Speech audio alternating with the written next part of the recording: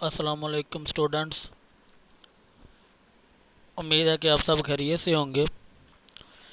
ठीक है, आज का जो हमारा डेटाबेस का लेक्चर है वो है इंसर्ट, अपडेट और डिलीट। ठीक है, यानी कि हमने इसके मतलब पढ़ना है कि किस तरह डेटाबेस के अंदर हम कोई भी जो डाटा है वो इंसर्ट कर सकते हैं, उसको अपडेट कर सकते हैं, या अगर हमें किसी टाइम पे उसकी ज़रूरत नहीं है तो हम उसको डिलीट भी कर सकते हैं। तो यही हम इसमें पढ़ेंगे कि किस तरह मुख्तलिफ़ कमांड्स वगैरह को इस्तेमाल करते हुए हम क्या कर सकते हैं कि हम अपना डाटा जो होता है उसको डाटाबेस के अंदर इंसर्ट, अपडेट या डिलीट कर सकते हैं।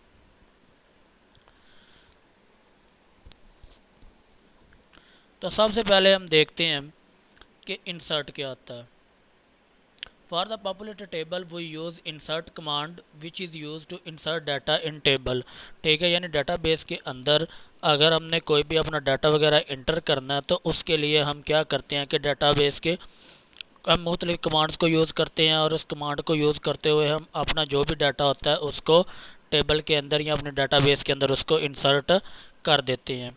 क्योंकि अब डाटाबेस के अंदर जो डाटा इसी तरह तो नहीं होता कि जी इन आदमी कोई भी आदमी आए और वो डाटा, हाँ, जिस तरह आमतौर पर फाइल प्रोसेसिंग सिस्टम में होता है कि जी हाथ से लिखा हुआ डाटा जी वो जो हमारे पास सेव हो गया, बल्कि इसके ज़रिए एसक्यूएल की ख़ास लैंग्वेज क्यूरीज वगैरह या कमांड्स वगैरह को यूज़ करते हुए हम क्या करते हैं कि हम अपना डाटा उसमें इंसर्ट करते हैं।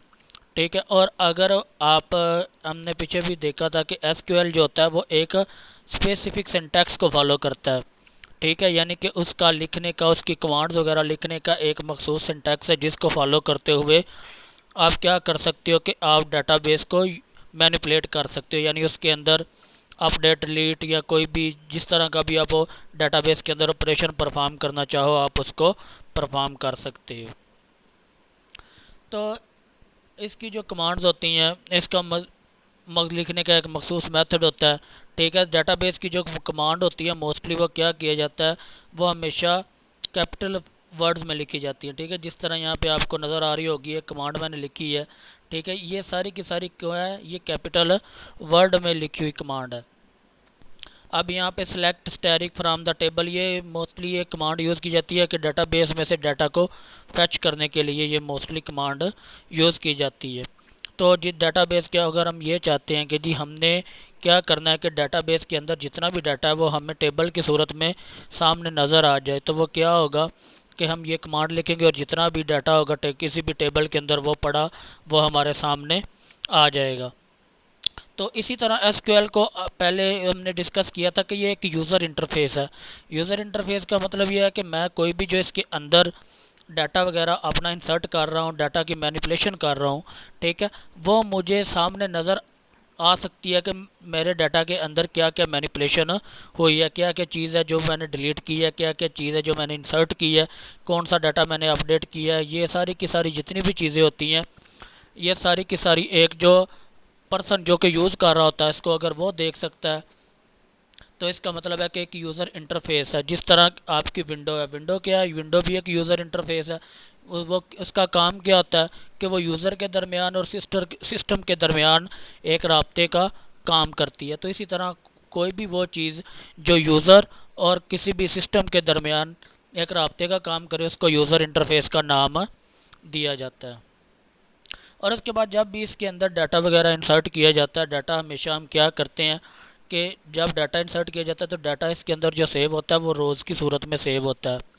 हम इसके अंदर मुख्तलिफ़ तरह के कॉलम वगैरह भी बनाते हैं जो कि इसकी आप कह सकते हैं कि किसी भी ऑब्जेक्ट की जो प्रॉपर्टीज़ होती हैं वो आगे कॉलम की सूरत में लिखी जाती हैं, और इसके अंदर जो डाटा पड़ा हुआ होता है वो रोज़ की सूरत में उसके अंदर पड़ा हुआ होता है कि किस तरह जो डाटा होता है वो रोज़ में सेव होता है। यानी सिंपल सी बात है कि हम मुख्तलिफ़ तरह की क्यूरीज़ को हम यूज़ करते हुए हम क्या कर सकते हैं कि डाटाबेस के अंदर मैनिपुलेशन हम कर सकते हैं। उसके बाद बैच इनपुट है। बैच इनपुट मोस्टली यूज़ की जाती है कि अगर आपने मुख्तलिफ़ वैल्यूज़ को, एक से ज़्यादा वैल्यूज़ को आपने एक्सेस करना है, फैच करना है, ठीक है, या उसके अंदर इंसर्ट करना है, तो फिर उसको बैच इनपुट, बैच जिसका मतलब ये होता है कि जिसके एक ग्रुप की सूरत में आपने कोई चीज़ वगैरह इसके अंदर, ठीक है, उसके अंदर मैनिपुलेशन करनी है ग्रुप की सूरत में, तो वो क्या करेगा, वो आपको सारे का सारा वो जो होगा वो आपको या तो आपको शो करके दिखा देगा, या आपको वो क्या करेगा, इसके मतलब वो इनपुट करके वो दे देगा। तो बैच इनपुट में यही होता है कि मोस्टली एक या एक से ज़्यादा जो वैल्यूज़ होती हैं, ठीक है, हम क्या कर सकते हैं कि उनको हम इनपुट करके देख सकते हैं। अब उसके अंदर जितने भी कमांड्स वगैरह होती हैं, ठीक है, या जितनी भी वैल्यूज़ वगैरह होती हैं, वो सारी की सारी हम उसके अंदर इनपुट कर सकते हैं। उसके बाद अगला जो है डिलीटिंग डाटा, यानी फॉर एग्जांपल हमने क्या करना है कि हमारे पास एक टेबल पड़ा हुआ है, ठीक है, डाटाबेस के अंदर कोई टेबल पड़ा हुआ है। हमने उस टेबल का क्या करना है कि उसके अंदर हमने एक डाटा को डिलीट करना है, ठीक है। तो डाटा को डिलीट करने के लिए क्या किया जाता है कि मैं एक कमांड लिखूँगा, ठीक है। वो अब डिपेंड करता है कि कमांड्स किस तरह की होती हैं। ज़ाहिर है एसक्यूएल का अपना एक स्ट्रक्चर होता है और उसको फॉलो करते हुए कमांड लिखी जाती हैं। तो डिलीट करने के लिए हम क्या करते हैं, डाटा को डिलीट करने के लिए डिलीट की कमांड लिखी जाती है, ठीक है। यहाँ पे नीचे मैंने आपको कमांड लिख के भी दिखाई हुई है कि delete from the table where ID, ठीक है। यानी कि इसका मतलब क्या होता है कि ये डिलीट फ्राम द टेबल, यानी जो भी टेबल है उसमें से उस चीज़ को डिलीट करे। वेयर आईडी यानी जो उसका आईडी नंबर या उसको आपने प्राइमरी की असाइन की होगी, उसकी बेस पे वो क्या करेगी कि वो पूरे का पूरा जो रो में डाटा पड़ा हुआ होगा उस आईडी के अगेंस्ट या उस जो प्राइमरी की के अगेंस्ट डाटा पड़ा हुआ होगा, वो क्या करेगा कि उस सारे के सारे डाटा को वो डिलीट कर देगा। तो इस कमांड को यूज़ करते हुए हम क्या करते हैं कि उस सारे डाटा को हम डिलीट कर सकते हैं। तो जितना भी डाटा रोज़ की सूरत में पड़ा होता है, मोस्टली उसकी सूरत में उसको डिलीट किया जाता है। कोई भी चीज़ जो होती है, अब यहाँ पे आईडी लिखा हुआ है, मोस्टली आप कोई भी नेम वगैरह अगर कोई लिखा हुआ है तो मखसूस नेम, ठीक है, उसकी बुनियाद पे ही आप उसको डिलीट कर सकते हैं। मोस्टली जो आईटी की दुनिया में मोस्टली आईडी को ज़्यादा प्रेफर किया जाता है। उसकी मेन रीज़न क्या होती है, उसकी मेन रीज़न ये होती है क्योंकि आगे आईडी जो होती है वो तकरीबन यूनिक होती है, ठीक है। वो किसी की भी वैल्यू जो होती है वो सेम नहीं होती, ठीक है। तो इसीलिए जब उसकी किसी की वैल्यू सेम नहीं ना होती, तो अगर हमने फॉर एग्जांपल मैं डिलीट करना चाहता हूँ जी 5 नंबर वाला डाटा, तो वो आईडी की बेस पे देखेगा। आईडी चूँकि हर एक की अलग-अलग होती है, यूनिक वैल्यू होती है आईडी, तो वो 5 नंबर को डिलीट कर देगा। लेकिन अगर फॉर एग्जांपल किसी का बाय नेम मैं ये लिखूँगा जी इसको डिलीट कर दो where name is equal to, तो अब यहाँ पे एक कन्फ्यूजन पैदा हो जाती है। अब ये ज़रूरी नहीं है कि आपका डाटाबेस के अंदर जो भी डाटा सेव है वो सिर्फ एक पर्सन का एक ही नाम से सेव है। वो इस तरह भी हो सकता है कि वो एक एक ही नाम से कई पर्सन का डाटा सेव होता है। फॉर एग्जांपल अगर असलम की बात करते हैं, ठीक है, तो वो कई असलम वो आपके डाटा के अंदर हो सकते हैं। लेकिन अगर आप आईडी की बेस पे बात करोगे तो आईडी जो होती है वो सब की हमेशा यूनिक होती है, वो किसी की आईडी किसी दूसरे के साथ मैच नहीं करती। तो ये क्या करता है कि ये सारे का सारा जो डाटा जो होता है वो उसको डिलीट कर देता है। तो ज़ाहिर है अगर आईडी की बेस पे करोगे तो ये पूरी की पूरी रो जो कि उस आईडी के अगेंस्ट होगी टेबल के अंदर वो उसको डिलीट कर देगा। उसके बाद आ गया अपडेटिंग डाटा, ठीक है। अब डाटाबेस के अंदर आप डाटा को अपडेट करना चाहते हैं, ठीक है, या अगर आपने कोई डाटा इंसर्ट किया तो वो डाटा जो है वो गलत है, तो आप क्या करना चाहते हो जी, मैं अपने डाटा को इसके अंदर से सेट करना चाहता हूँ, ठीक है, ताकि मेरा जो बाकी डाटा है उसके रिलेटेड, अगर इसकी सिंपल सी मिसाल दूँ, एक पर्सन का डाटा आपने सेव किया है, ठीक है, तो उसका आपने एड्रेस वगैरह जो है वो गलत कर दिया है। लेकिन आप ये चाहते हैं कि जी पर्सन का बाकी डाटा जो है वो मेरे पास सेम उसी तरह सेव रहे, सिर्फ उसका एड्रेस चेंज हो। तो फिर उसके लिए हम क्या करते हैं कि हम अपडेट डाटा की जो कमांड होती है उसको यूज़ करते हैं। तो उसको यूज़ करते हुए हम क्या कर सकते हैं कि डाटाबेस के अंदर से उस टेबल के अंदर से जो भी उस पर्सन के रिलेटेड डाटा होता है, ठीक है, उसको हम डिलीट कर सकते हैं। और डाटाबेस जब कोई चीज़ कोई वैल्यू अपडेट करनी होती है तो उसकी कमांड टेबल इस तरह लिखी जाती है, अपडेट फ्रॉम द टेबल। यहाँ पे टेबल जब जहाँ पे यूज़ किया हुआ है वहाँ पे टेबल का नाम ज़ाहिर है यूज़ करना है। ये आगे मैं इसके बारे में आपको थोड़ा सा प्रैक्टिकल भी वर्क करके बताऊंगा कि किस तरह आप अपने डाटा को अपडेट डिलीट कर सकते हैं। तो वो इस अपडेट कमांड की मदद से आप क्या कर सकते हो कि आज जितना भी डाटा होता है, ठीक है, या कोई एक वैल्यू वगैरह आपने उसको अपडेट करना चाहते हो, उसको चेंज करना चाहते हो, तो आप इस कमांड की मदद से उसको चेंज कर सकते हो। ठीक है, इसकी command update from the table, table में जो भी आपने टेबल का नाम लिखा होगा वो आ जाएगा। ठीक है, सेट वैल्यूज़ यानी कोई भी जो वैल्यू वगैरह आप चेंज करना चाहते हो तो यहाँ पे वो वैल्यू आ जाएगी। Where ID is equal to, तो जो उसकी आईडी वगैरह आपने रखी हुई होगी, ठीक है, वो आईडी इसकी यहाँ पे शो हो जाएगी। तो ये क्या करेगा कि ये सारे का जो उसके अंदर रो के अंदर आपने, अगर तो आपने पूरी की पूरी रो चेंज करनी है तो फिर आपको सेट वैल्यू की ज़रूरत इतनी ज़्यादा नहीं है, बल्कि आपने अपडेट करके वो उसकी वैल्यूज़ वगैरह लिख के तो आपने उस सारे के सारे को अपडेट कर देना। लेकिन अगर आप मखसूस वैल्यू नहीं करना चाहते, यानी आप मखसूस वैल्यू करना चाहते हो, तो फिर उसके साथ आपको जो भी आपने कॉलम का नाम रखा होगा आपको वो सेट उस कॉलम का नाम और उसके बाद आगे जो आप वैल्यू रखना चाहते हो उसके अंदर आप वो कर सकते हो। तो इस तरह क्या होगा कि डाटाबेस के अंदर जो भी डाटा आप अपडेट करवाना चाहते हो वो अपडेट हो जाएगा। तो ये चूँकि डाटा रोज़ की सूरत में वहाँ पे पड़ा हुआ आता है तो आप इस तरह इसको डिली अपडेट जो है वो डाटा को करवा सकते हो मोस्टली, क्योंकि ये एसक्यूएल हम पढ़ रहे हैं तो एसक्यूएल में ज़्यादातर जो बेसिक तौर पे कंसेप्ट चलेगा वो ज़्यादातर इसके कमांड्स वगैरह के ऊपर होगा कि किस तरह आप मुख्तलिफ़ कमांड्स को यूज़ करते हुए अपने डाटाबेस के अंदर मैनिपुलेट कर सकते हैं। ठीक है, डाटा को अपडेट डिलीट या इंसर्ट किस तरह से कर सकते हैं। तो ज़्यादातर लिहाजा हमारा फोकस जो होगा वो इसके कमांड लाइन के और उसके बाद इसके जो सिंटैक्स है इस पर ही ज़्यादातर वो हमारा फोकस होगा। उसके बाद यह है जी इंटरनल स्कीमा। ठीक है, जो भी आपने अपना डाटाबेस बनाना है उसका स्कीमा क्या होना चाहिए, यानी आप ये कह सकते हैं कि स्ट्रक्चर क्या होना चाहिए जो डाटाबेस आप बना रहे हैं। ठीक है, तो सबसे पहले यहाँ पर कुछ उसने लिखा हुआ है कि कौन कौन सी चीज़ें जो बेसिक तौर पर आपको होनी, यानी आपको याद रखनी चाहिए कि इंटरनल स्कीमा बनाते हुए कौन कौन सी चीज़ें जो हैं वो यहाँ पे मौजूद होनी चाहिए। सबसे पहले चूज़ इंडेक्स प्राइमरी और सेकेंडरी की। ठीक है, आपने क्या करना है, सबसे पहले प्राइमरी की या सेकेंडरी की कोई भी टेबल वगैरह आप बना रहे हो, ठीक है, तो उसके लिए आपको ये लाजमी तौर पर कोई ना कोई प्राइमरी की उसको असाइन करनी पड़ेगी।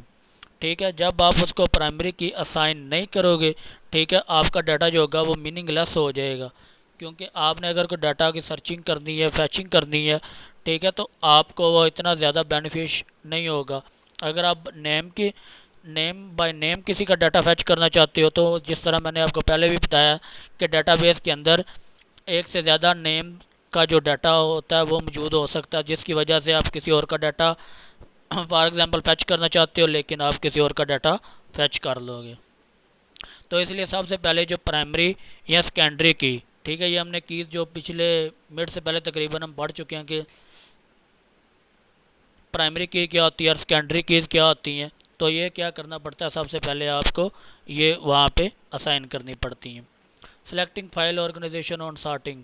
अब आपने ज़ाहिर है जो भी डाटा रखा हुआ टेबल की सूरत में वो ज़ाहिर है टेबल एक फ़ाइल की ऑर्गेनाइजेशन की सूरत में आ जाते हैं। ठीक है, जिस तरह फाइलें वगैरह एक तरतीब के साथ रखी हुई होती हैं किसी भी रैक के अंदर, उसी तरह जो आपका डाटा होता है वो टेबल्स की सूरत में वो वहाँ पे क्या होता है कि डाटाबेस के अंदर वो सेव हो जाता है।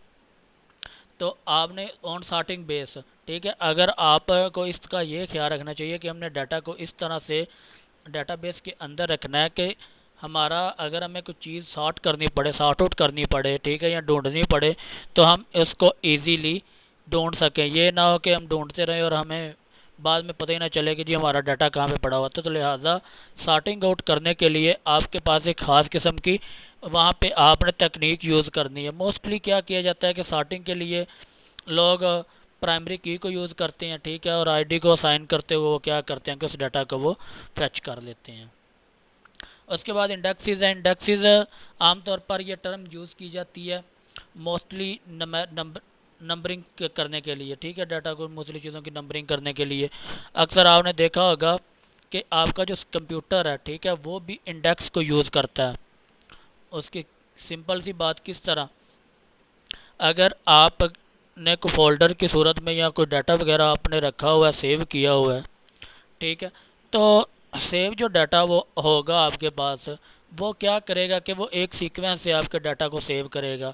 अगर आपने बाय नेम किया हुआ है, ठीक है, तो वो नाम के लिहाज से पहले ए वाला डाटा, फिर बी की फाइल वगैरह डाटा, सी डी, इस तरह वो क्या करेगा कि वो इस तरह एक ख़ास सूरत में वो तरतीब दे देता है।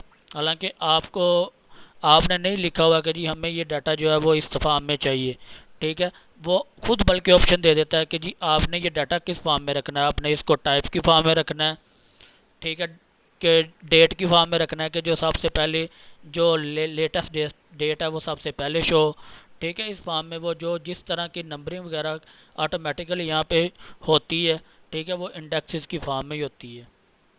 और मोस्टली डाटाबेस के अंदर इंडेक्स जो होते हैं वो प्राइमरी की को ही असाइन किया जाता है, ठीक है। प्राइमरी की जो होती है वो खुद ब खुद आगे खुद ब खुद उसकी नंबरिंग करती जाती है और उसको एक सीक्वेंस के लिहाज से वो तरतीब देती जाती है।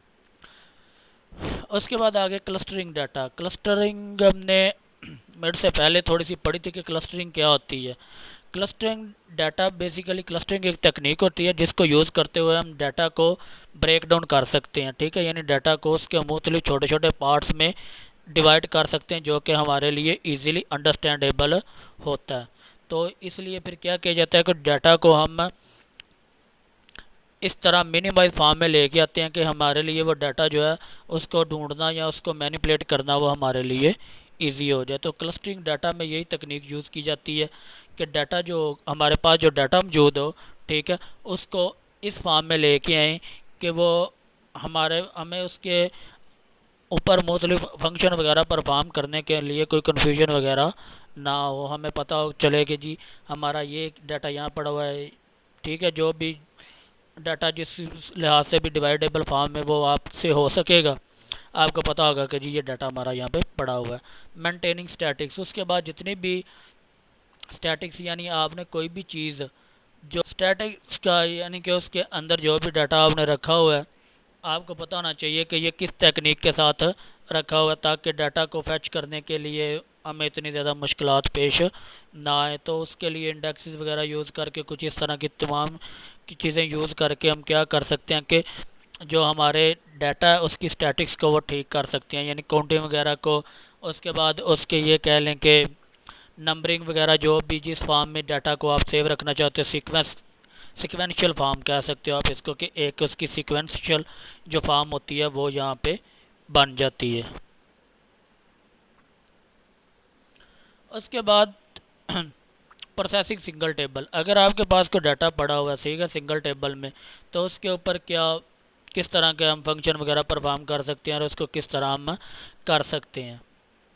तो जब भी प्रोसेसिंग करते हैं तो ज़ाहिर है एक तो डाटाबेस के जो मेन फंक्शन होते हैं वो तो आपने लाजमी तौर पर डाटाबेस के ऊपर यूज़ होने हैं, ठीक है। यानी इंसर्ट, अपडेट और डिलीट का।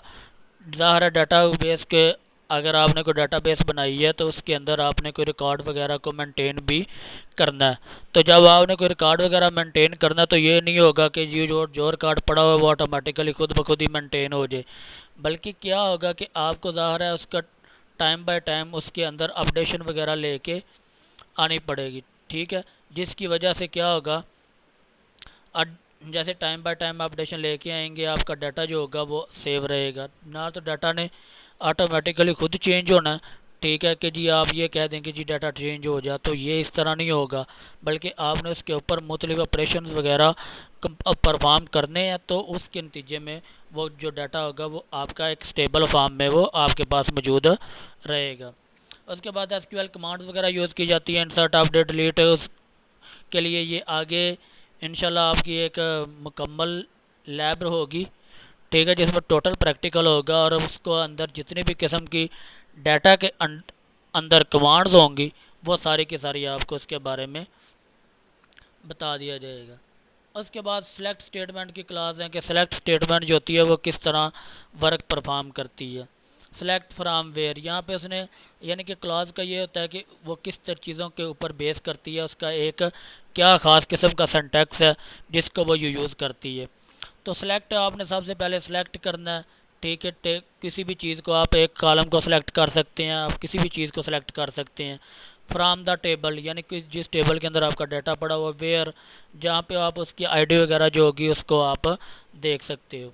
ठीक है, तो इस फॉर्म में भी आप डाटा आपको यूटिलाइज कर सकते हो कि कौन कौन से, हम बेसिक पढ़ रहे हैं कि कौन कौन से जो ऑपरेशन वगैरह या फंक्शन वगैरह जो होते हैं वो परफॉर्म करके हम क्या कर सकते हैं कि इसके अंदर डाटाबेस के अंदर मुख्तलिफ चीज़ों की अपडेशन कर सकें।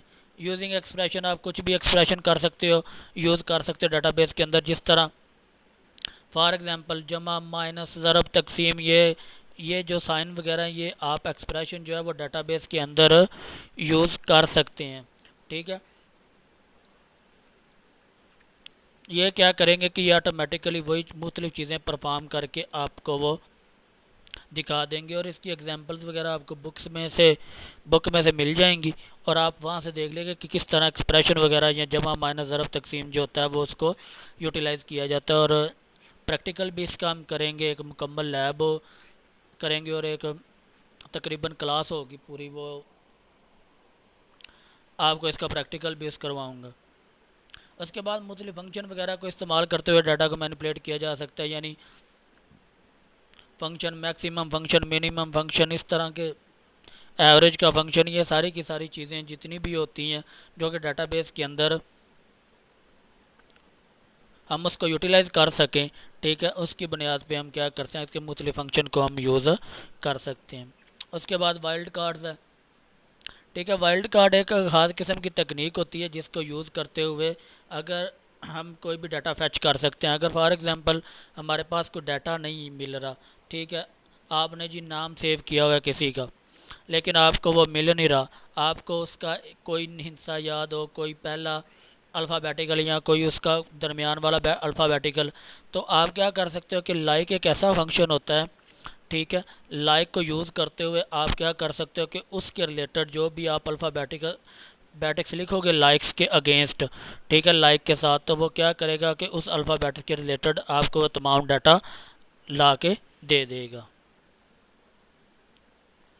उसके बाद कंपैरिजन ऑपरेटर यूज़ किए जाते हैं, यानी कि दो चीज़ों का दरमियान कंपैरिजन करने के लिए भी डाटाबेस के अंदर इसको यूज़ किया जाता है। यानी कोई भी दो वैल्यूज़ जो होंगी, आप ये चाहते हैं कि इनका कंपैरिजन करके हम क्या करें कि कंपैरिजन करके हमें जो इसके रिलेटेड डाटा है वो मिल सके, तो वो भी इसके नतीजे में आपको वो मिल सकता है। उसके बाद बुलियन वैल्यूज़, बुलियन वैल्यू जिस तरह येस और नो की सूरत में होती हैं, मोस्टली जो बुलियन गेट्स वगैरह आपने अक्सर सुने होंगे, ठीक है, या पढ़े भी होंगे फिज़िक्स में, ठीक है, वो बुलियन गेट्स, आर, एंड और नॉट गेट्स को यूज़ करते हुए हम इसको बना सकते हैं।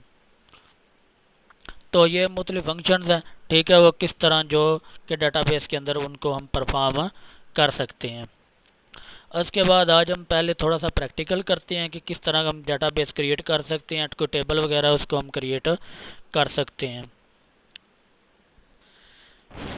अच्छा, तो स्टूडेंट सबसे पहले आपने क्या करना है, आपको मैं एक सॉफ्टवेयर का नाम बताता हूँ। आपने सबसे पहले वो सॉफ्टवेयर जो है वो आपने डाउनलोड करके तो उसको आपने इंस्टॉल करना अपने लैपटॉप्स के अंदर या कंप्यूटर वगैरह के अंदर।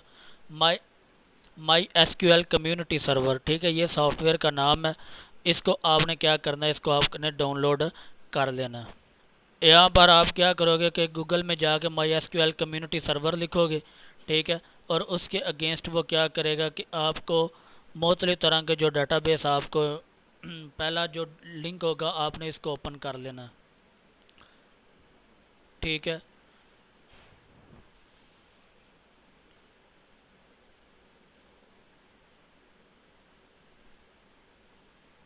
जब आपके पास ये लिंक ओपन हो जाएगा, उसके बाद आपने क्या करना है, नीचे की तरफ आना है, स्क्रॉल डाउन करना है, और यहाँ पे आपको ये चीज़ें मिलेंगी, ठीक है। ये वाला एम एस माई सीक्वल इंस्टॉलर है विंडोज़ के लिए, और उसके बाद नीचे डाउनलोड के ऑप्शन है, लेकिन आपने डाउनलोड के ऑप्शन पे नहीं जाना, बल्कि आपने यहाँ पे जो इसका इंस्टॉलर है आपने इसको क्लिक कर देना।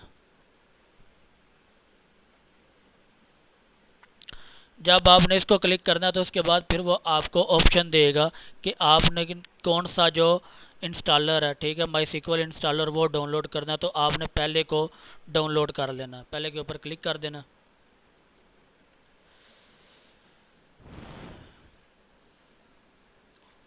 और उसके बाद यहाँ पे आपके पास ये डाउनलोड वाला शो हो जाएगा। ठीक है, यहाँ पे वो कहेगा कि आप लॉगिन करो या साइन अप करो, आपने इन दोनों में से कुछ नहीं करना। आपने क्या करना, नीचे यहाँ पे एक लाइन लिखी होगी no thanks just start my download, तो आपने इसके ऊपर क्लिक करना, तो वो ऑटोमेटिकली डाउनलोड होना शुरू हो जाएगा। ठीक है, इसके ऊपर अगर क्लिक करेंगे तो वो क्या करेगा कि ऑटोमेटिकली उसको डाउनलोड करना वो शुरू कर देगा।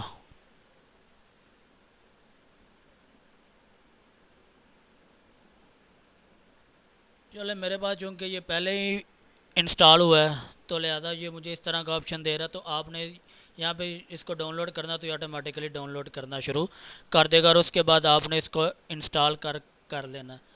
ठीक है, तो जब आप इसको इंस्टॉल करोगे तो आपके पास ये इस फॉर्म में ओपन हो जाएगा। ठीक है, जो भी आपका इंस्टॉलर है।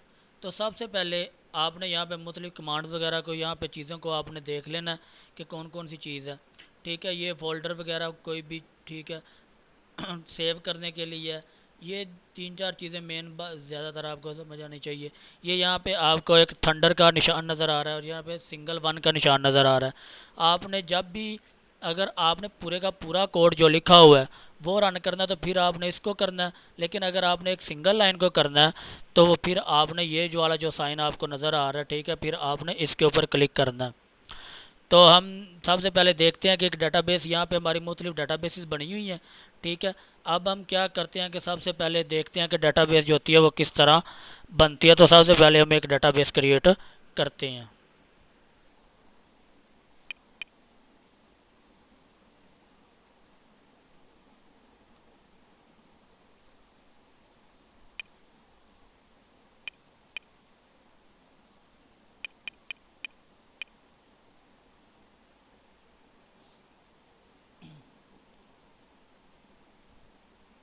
अच्छा, यहाँ पे मैंने एक कमांड लिखी है क्रिएट डाटाबेस कॉलेज के नाम से।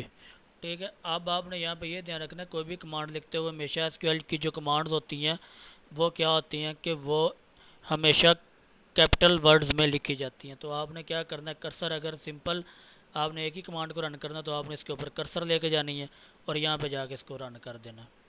तो नीचे यहाँ पे आपको शो हो जाएगा कि डाटाबेस जो हो रही है वो आपकी डाटाबेस क्रिएट होगी। अब ये देखते हैं कि हम यहाँ पे हमारी डाटाबेस क्रिएट हुई है कि नहीं हुई। तो आपने क्या करना है, इसको रिफ़्रेश कर देना। तो ये देखिए आपके पास क्या होगा कि कॉलेज के नाम की जो भी आपने डाटाबेस क्रिएट की होगी वो यहाँ पे डाटाबेस क्रिएट हो जाएगी। ठीक है, उसके बाद अब डाटाबेस के अंदर अब इस डाटाबेस को सिलेक्ट करते हैं। ठीक है, और इसके अंदर हम क्या करते हैं कि मुख्तलिफ आगे एक टेबल बना के तो हम देखते हैं कि क्या इसके अंदर मुख्तलिफ फंक्शन वगैरह जो होते हैं वो परफॉर्म किए जाते हैं। अच्छा, यहाँ पर मैंने एक टेबल की कोड लिखा हुआ है कि किस तरह टेबल है। हमने क्या लिखा हुआ है कि क्रिएट टेबल।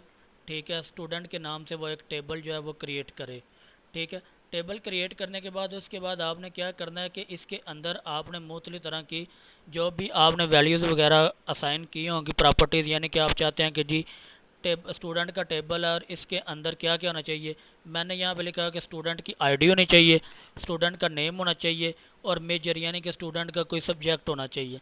यहाँ पे आपने आगे इसके आगे क्या लिखना है, इसके आगे आपने इसकी डाटा टाइप लिखनी है। वो इंटीजर हो सकती है, वो वार हो सकती है, वो एन वार हो सकती है, वो बुलियन हो सकती है, डेट एंड टाइम की सूरत में हो सकती है। तकरीबन बहुत किस्म की डाटाबेस हैं वो यूज़ यहाँ पे की जा सकती हैं। तो उसके बाद आपने वारचार लिखना है। वारचार हम मोस्टली यूज़ करते हैं जहाँ पर हमने करेक्टर की सूरत में वैल्यू में चाहिए होते हैं, चूँकि आईडी हमेशा इंटीजर की सूरत में है तो लिहाजा ये हमें वैसे ही मिल जाती है। तो इंटीजर की फॉर्म में लिखना वारचार। उसके बाद मेजर वारचार, ये हमने इसकी डाटा, इसकी कुछ जो पिछले लेक्चर में हमने इसकी कुछ टाइप को डिफ़ाइन किया था। तो मैंने क्या किया कि यहाँ पे इंटीजर लिख के मैंने इसको प्राइमरी की असाइन कर दिया कि जी मेरे पास ये जो चीज़ है ये प्राइमरी की बन जाए मेरी। तो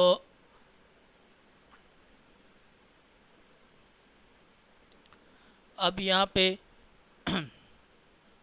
ये अब इसको रन करके देखते हैं। ठीक है, आपने चूँकि सिंगल कमांड हमने रन करनी है तो इसके लिए ज़्यादा ये हम इसको यूज़ करेंगे।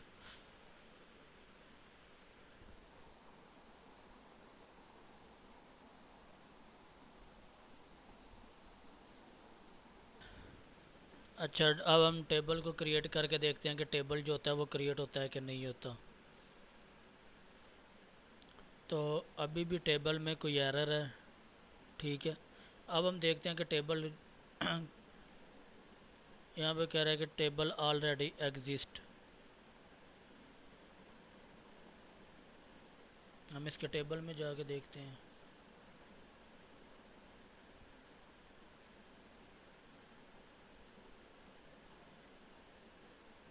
बल्कि वो यहाँ पर टेबल एक पहले भी बना हुआ है स्टूडेंट के नेम से, तो हम टेबल का नेम चेंज करके देख लेते हैं।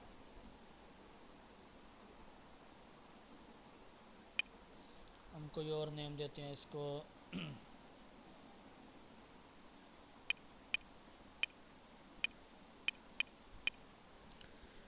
इसको हमने लाइब्रेरी का नाम दे दिया। ठीक है, अब हम क्या करते हैं कि इसको रन करके देखते हैं। तो ये देखें यहाँ पे नीचे आ गया कि जी आपका जो टेबल है वो क्रिएट हो गया है। तो अब हम देखते हैं कि टेबल जो है वो कहाँ पे क्रिएट हुआ है। इसको रिफ़्रेश करते हैं। ठीक है, सॉरी, इसका वो डेटाबेस पहले से ही सिलेक्ट है। ठीक है, तो उसी डेटाबेस में वो चला गया। तो यहाँ पर आप जैसे ही लिख के क्रिएट टेबल क्लास का, आप उसके अंदर उसकी जितनी भी स्पेसिफिकेशन होगी आप वो लिख के, तो आप क्या करोगे कि उसको रन करोगे, तो आपके पास क्या होगा कि वो टेबल जो होगा वो क्लास का टेबल यहाँ पे जनरेट हो जाएगा। ठीक है, अब आगे हमने फॉर एग्ज़ाम्पल इसमें कुछ वैल्यूज़ को इंटर करना है।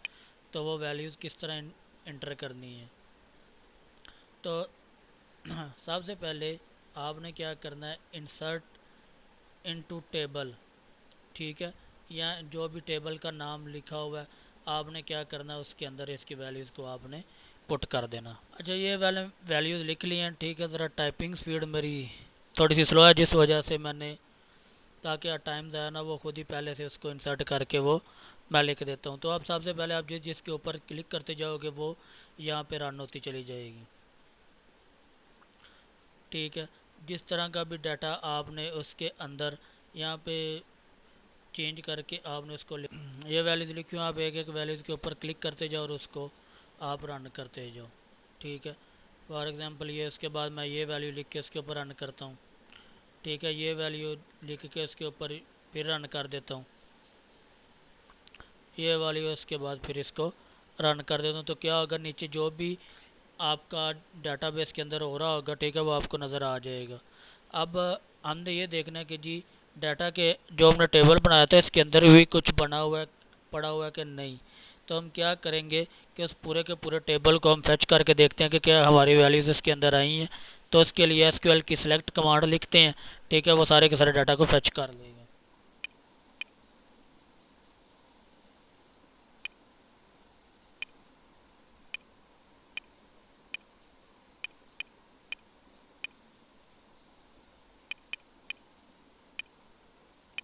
और उसके बाद फ्राम के बाद आपने आगे क्या करना है कि टेबल का नाम लिख देना। जो टेबल का नाम क्या था, क्लास, तो आपने यहाँ पे वो लिख देना। और उसके बाद यहाँ पे जब भी एंड लाइन होनी है तो आपने सेमी कॉलन उसके अंदर लाजमी डालना। तो इसको क्लिक करके देखते हैं कि क्या ये हमारा डाटा किस तरह का, हमें जो डाटा होता है वो शो होता है। तो ये क्या होगा कि ये टेबल के अंदर जो भी डाटा हमने अभी इंसर्ट किया था, ठीक है, जिस तरह के 1 पे आईडी 1 थी असलम और उसका सब्जेक्ट था बायोलॉजी। ठीक है, इस तरह 1 पे असलम बायोलॉजी, 2 पे अकरम, उसका सब्जेक्ट मैथ, यानी जिस तरह से आप उसकी वैल्यूज़ को इंटर करते जाओगे ये उसी हिसाब से उसकी वैल्यूज़ को टेबल की सूरत में वो आपको शो करवा देगा। ठीक है, तो ये जो सिलेक्ट स्टैरिक है ये क्या करेगी कि ये पूरे के पूरे का टेबल का जितना भी डाटा होगा वो उसको करके ला देगी आपके पास। तो ये थे इंसर्ट की कमांड। आगे हम एक ज़रा डिलीट की कमांड चला के देख लेते हैं।